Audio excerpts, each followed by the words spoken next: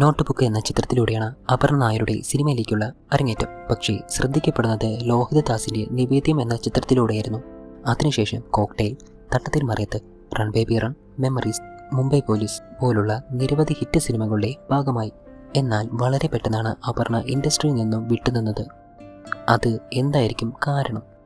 2015 ശേഷമാണ് ഞാനൊരു ബ്രേക്ക് എടുത്ത് ബാംഗ്ലൂരിലേക്ക് പോയത്.